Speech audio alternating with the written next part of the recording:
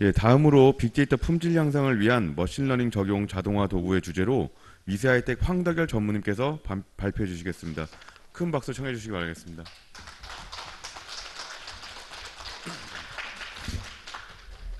예, 안녕하십니까. 빅데이터 품질 향상을 위한 머신러닝 적용 자동화 도구란 주제로 발표를 하게 된 위세하이텍의 황덕열입니다.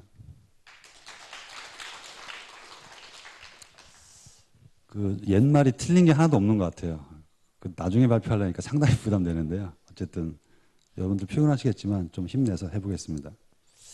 제가 오늘 말씀드릴 내용은 빅데이터 품질 또는 데이터 품질 관련돼서 최근 해외나 국내에서 변화하고 있는 트렌드에 대해서 좀 잠깐 설명을 드리고요. 그에 비해서 이제 국내 데이터 품질 관리 현실 좀 설명드리고 최근 트렌드를 반영한 빅데이터 품질 도구에 저희 개발한 기능들 화면을 좀 시연한 순서로 진행을 하겠습니다. 인공지능의 중요성은 앞에서 너무 많이 설명을 해드려서 저희가 따로 말씀드릴 필요는 없을 것 같고요. 어쨌든 중요한 거는 이제 인공지능 기술이 해야 되냐 말아야 되냐 이런 선택이 아니라 그냥 필수가 된 것 같고요. 어떤 업무에 얼만큼 적용을 해야 되는지 그게 제가 봤을 때는 큰 관건인 것 같고 데이터 품질 분야에서도 예외는 아닌 것 같습니다. 일단 최근 해외 데이터 품질 관리 도구의 트렌드에 대해서 잠깐 설명드리면 올해 8월 달에 가트너에서 데이터 품질 관리 도구에 영향을 주는 8가지 트렌드에 대해서 발표한 자료가 있는데요. 일단 제가 번역을 좀 잠깐 해봤는데 화면에서 보시면 중간에 이렇게 빨간색으로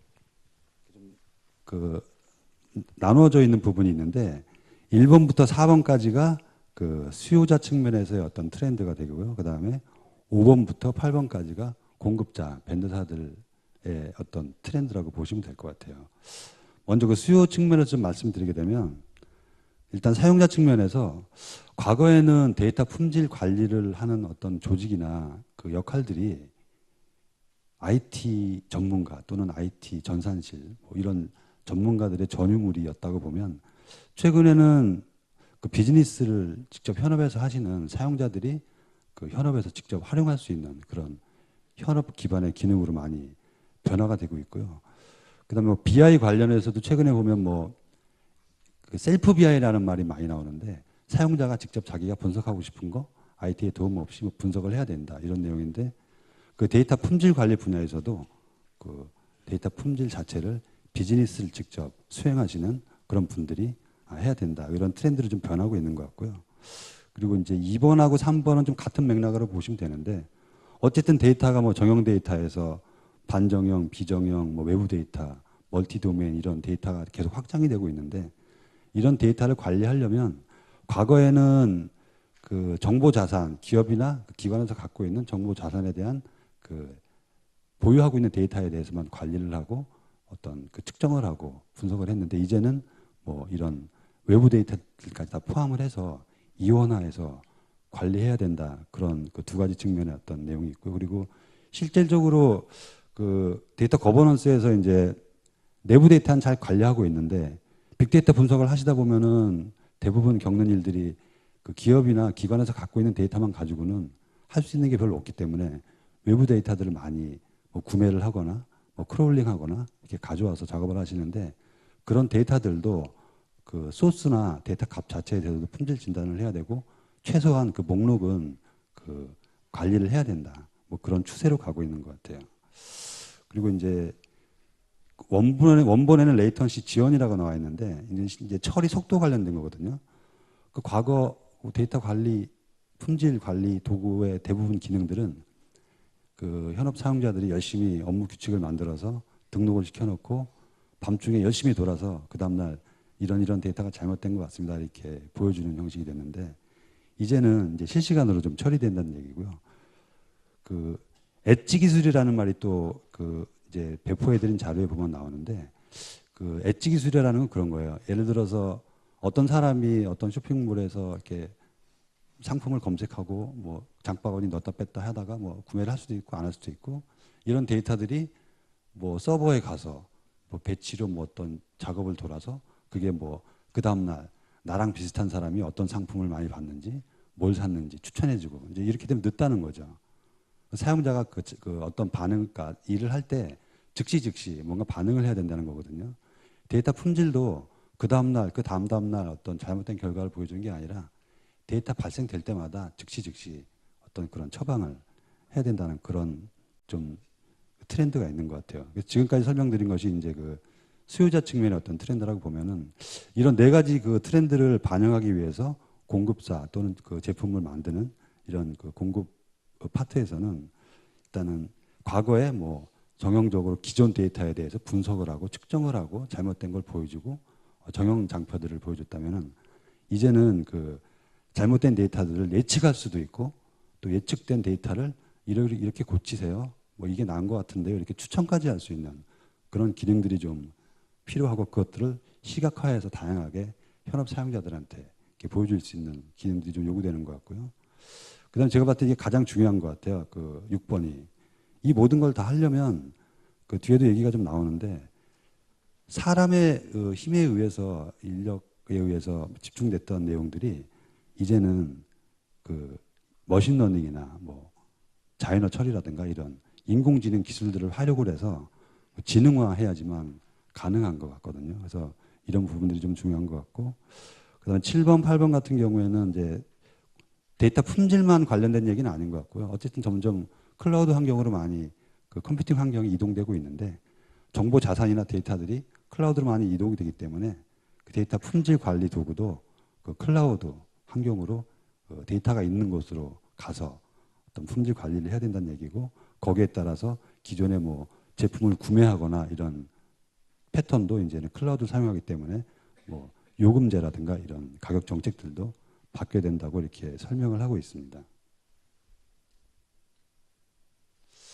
그래서 국내 이제 그 빅데이터 또는 데이터 품질 관리 기술 현황이라고 제가 표시를 했는데요. 어쨌든 현황과 문제점이라기보다는 제가 아까 말씀드린 그 기존 그 데이터 관리의 어떤 내용들을 그냥 고스란히 담고 있는 것 같아요. 크게 이제 뭐 빅데이터 품질 지표 및 그 평가 방법하고 그 평가할 수 있는 도구 두 가지 측면에서 보게 되면 그 지표 관련해서는 지금 가장 많이 이제 활용되고 있는 게 그 데이터 진흥원에서 그 그러니까 실시하고 있는 데이터 품질 인증 제도가 있고요. 그다음에 공공 데이터 관련해서는 그 행정안전부에서 그 수행하고 있는 공공 데이터 품질 수준 평가 두 개가 현재는 가장 많이 활용이 되고 있는 것 같고요. 그다음에 그 품질 도구 같은 경우에는 대부분 정형 데이터, 그 RDBMS에 그 들어있는 정형 데이터를 대상으로 SQL을 활용을 해서 업무 규칙을 만들어서 진단하는 그런 현재 구조로 되어 있는데 아까 제가 말씀드린 그 최근의 트렌드를 반영하기 위해서는 예를 들어서 뭐 빅데이터 품질 평가를 하기 위해서는 다양한 또 품질 지표도 포괄하고 있지는 못하는 것 같고요. 그다음에 또 특히 그 산업별로도 어떤 지표마다 좀 다른 점들이 있거든요. 그런 것들도 이제 획일적으로 되어 있기 때문에 좀 그 산업별로 중요한 어떤 지표들을 설명하기에는 좀 부족한 것 같고 마지막으로 그 어쨌든 사람에 의해서 그 업무 전문가 없이 업무 전문가가 그 업무 규칙을 만들고 그걸 등록해서 품질 진단을 해야 되는 이런 노력들이 자동화되지 못하고 있는 것은 현재 그 사실인 것 같습니다. 그래서 그 품질 평가 지표를 간단하게 좀 소개드리면 일단은 그 데이터 진흥원에서 하고 있는 DQCV, DQCS, DQCM 세 가지 인증이 있는데 그 중에서 데이터 값에 관련된 것들이 DQCV라는 그 품질 인증 제도고요. 그 보시면 아시겠지만 어떤 그 정형 데이터의 항목에 대해서 번호라든가 명칭, 뭐 분류, 비율, 내용 이런 것 같이 그 항목의 특성을 반영한 그런 오류율들을 구하게 되고요. 그 다음에 그 사용자가 정의한 업무 규칙을 기반으로 품질 진단을 실시를 해서 어떤 정합 정률을 가지고 세 가지 그 등급을 현재 부여하고 있는 상황이고요. 그다음에 이제 공공 데이터 품질 관리 수준 평가에서는 크게 이제 평가 영역이 네 가지가 있거든요. 그래서 그 계획 영역, 구축 영역, 그다음에 운영 영역, 그다음에 활용 영역 이렇게 네 가지가 있는데 데이터 값에 관련된 것들은 그 운영 그 영역 쪽에 데이터 품질 진단 및 개선이라는 항목으로 들어있고 여기는 진단 항목이 그 유효성하고 정합성 포함해서 5가지 항목만 지금 진단을 하고 그 오류율 기준으로 5단계로 등급을 부여하고 있는 상황입니다. 그러면 이제 정형 데이터 위주로만 저희가 뭐 이렇게 현재 돼 있는데 빅데이터 품질 평가를 하려면 빅데이터 도대체 무슨 품질 특성을 갖고 있어야 되는지 아직은 근데 국내적으로 이런 표준이 없는 것 같아요. 그래서 저희가 지금 그 데이터 진흥원하고 같이 이제 과제를 하고 있는데 뭐 유럽의 그 선진 국가들의 데이터 관리 그 항목들이나 그 ISO에서 데이터 관련된 그 항목들을 저희 가지고 그 빅데이터를 그러니까 빅데이터 품질을 평가할 수 있는 그런 지표들을 저희가 그 개발을 하고 있고 저희가 ISO 표준으로 등재 지금 하려고 진행을 하고 있습니다. 그래서 크게 7가지 분류와 12가지 세분류 이런 지표들을 만들었고요. 그 분류를 좀 해보면 그 우측에 보시는 것처럼 데이터 값에 대한 부분이 있고 데이터 구조에 대한 부분이 있고 그다음에 데이터 표준, 그다음에 데이터 관리 체계 4가지 큰 영역이 있는데 저희 그 빅데이터 관리 도구에서는 그 데이터 값에 대해서 진단할 수 있는 그런 기능들을 현재 개발을 하고 있습니다. 예, 그러면 이런 이제 데이터 품질 지표도 만들었고 했는데 뭘 진단을 해야 되냐 또 그런 문제가 나오는데요. 그 그림을 보시면 이제 우측의 아랫부분이 이제 구조화된 데이터를 표현하고 있고요. 위쪽이 이제 비구조화된 데이터를 표현하고 있고 그다음에 그 아래쪽 그 항목들이 그러니까 과거에 뭐 많이 활용했던 거 그다음에 앞으로 많이 발생되고 있는 것들 그런 활용도 측면으로 보시면 될 것 같은데 그러니까 좌측 하단에 보시는 것처럼 그 내부 데이터 관계형 데이터베이스나 뭐 그러니까 반정형 데이터라고 저희는 표현을 좀 하고 싶은데 뭐 XML이나 HTML이나 뭐 이런 구조화된 데이터들은 이미 품질 진단을 저희가 많이 하고 있잖아요. 근데 이제 저희가 빅데이터라고 하면 SNS나 뭐 이미지 파일이나 비디오나 뭐 이런 내용들이 좀 많이 데이터 양의 많은 부분을 포함하고 있는데 실제로 뭐 SNS 데이터가 뭐 품질이 좋다 나쁘다 품질 점수가 몇 점이다 이미지가 품질이 좋다 몇 점이다 뭐 비디오 데이터가 뭐 품질이 좋다 나쁘다 판단하기는 좀 어려운 것 같아요. 그래서 기존 데이터 포함해서 예를 들어서 뭐 텍스트나 문서 정도가 앞으로 이제 그 빅데이터 관련된 품질 평가 대상이 될 거로 저희는 좀 생각을 하고 있고요.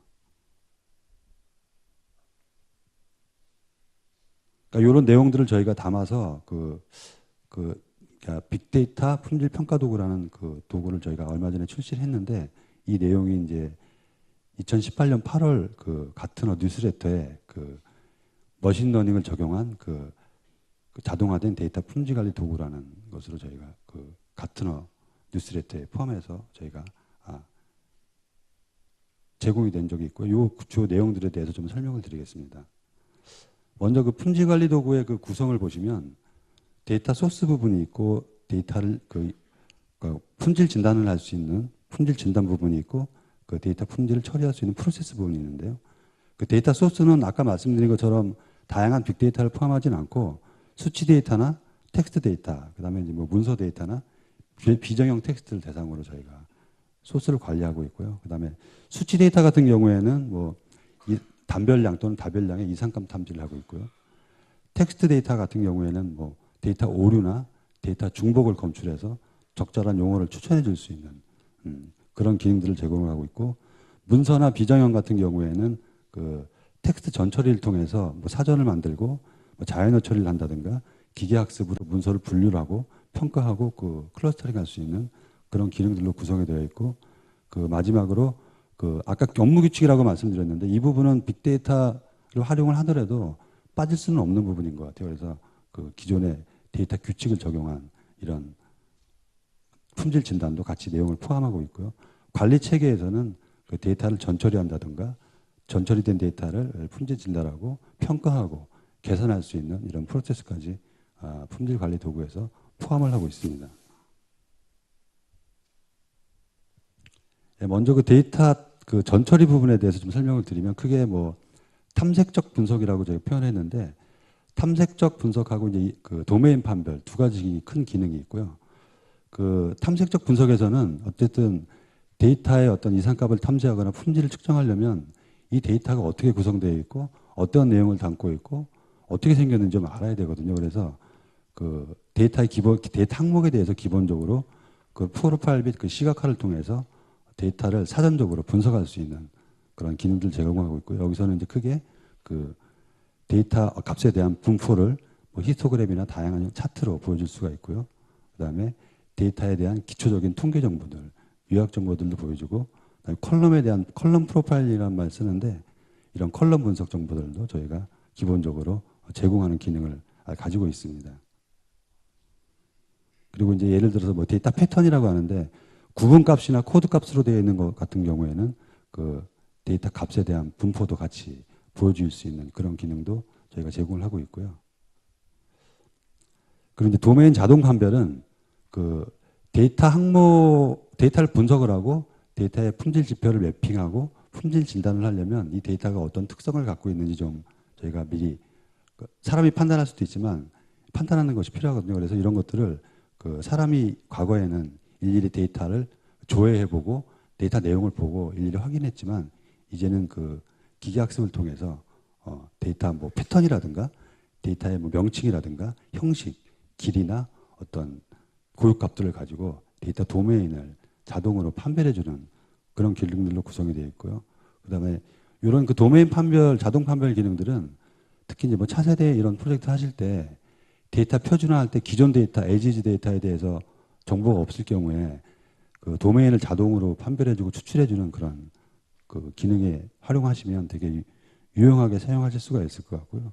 그다음에 뭐 투입 모델링 할 때도 신규 데이터가 들어왔을 때 이 데이터에 대한 도메인을 그 자동으로 판별하고 추천해 줄 수 있는 그런 기능들도 되게 그 효율적으로 사용하실 수 있을 것 같습니다. 그래서 이제 도메인을 자동 판별할 수 있는 저희 그 화면인데요. 화면상에서 그 도메인 자동 판별 그냥 버튼을 누르시게 되면은 그 데이터 항목들의 특성들을 이제 분석을 해서 이 데이터 항목은 어떤 도메인이 맞는 것 같다. 그 확률은 몇 프로다. 이렇게 저희가 추천해 주는 기능들을 갖고 있고요. 그다음에 이 도메인이, 그러니까 이 항목이 이 도메인으로 판단하게 된 근거는 그 좌측에 보시는 것처럼 이런 값의 특성을 가지고 판단했다. 이런 근거들을 제시할 수 있는 기능들로 구성이 되어 있습니다. 예, 다음은 이상값 탐지 쪽인데요. 그 말씀드린 것처럼 그 SQL 통한 룰 기반의 그 이상값 탐지는 업무 규칙이나 뭐 정확한 값의 범위나 이런 거를 모를 경우에는 수행할 수가 없거든요. 근데 뭐 아까 말씀드린 것처럼 업무 전문가가 아닌 이상 이런 그 룰을 다 찾아내기는 사실 어려운 일이에요. 그래서 그 정확하게 업무 규칙이나 범위나 값에 대한 범위나 이런 걸 모를 때 자동으로 이상값을 탐지해 줄 수 있는 기능이고요. 이런 그 이상값 탐지를 통해서 뭐 새로 발생되는 이상한 데이터의 패턴을 추출해서 새로운 업무 규칙을 추출할 수도 있는 그런 기능으로 구성이 되어 있습니다. 그래서 크게 이상값 탐지인데 이상값 탐지와 이제 텍스트 분석 두 가지로 분류가 되는데 먼저 그 이상값 탐지 사례를 좀 가지고 좀 설명을 드릴게요.